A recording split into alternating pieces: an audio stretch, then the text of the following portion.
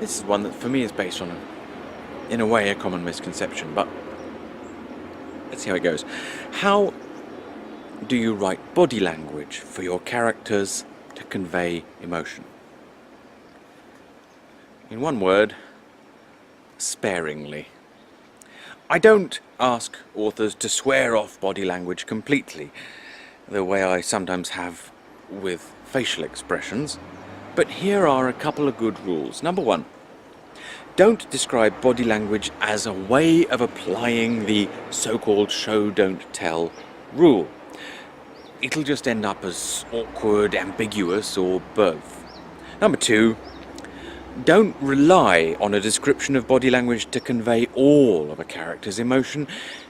Use it only when you're confident that the reader can already guess the character's state of mind. A little out-of-shot thing here, because I do think that there is a broad point to be made here about how you communicate what your characters are feeling to the reader. Because in reality, let's not say in reality, let's say outside of a book, when you're with people you know well, you can tell how they're feeling. And they don't have to use words to tell you. You don't have to say to them, how are you feeling right now? And for them to carefully articulate it. You know how they're feeling because as a human being you've developed a sense that we call empathy, which is your ability to read and recognize in others emotions that you feel yourself. So in fact it's not natural for emotions to be conveyed through verbal language, and as a result that becomes the reason why authors have this desire to communicate, to try to imitate the way that we communicate emotions, the way that we read other people's emotions, to try to imitate that using words by describing body language and by describing facial expressions. The problem is that doing this actually creates an additional distance. It creates an additional layer of communication. In a sense, what it's doing is it's saying to the reader, shut your eyes. Now, instead of looking at this person and reading their emotion, recognizing it, feeling whatever it is that they are feeling, now you shut your eyes and I'm going to describe what the person looks like. I'm going to describe what you would see if your eyes were open.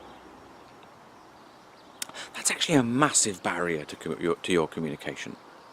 So far from simulating what it's really like, what it's actually doing is creating additional distance.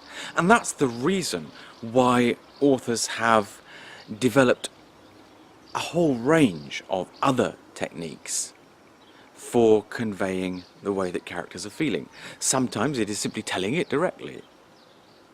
Sometimes it is telling it directly but pretending you're not. So saying things like, you could see the anger on his face.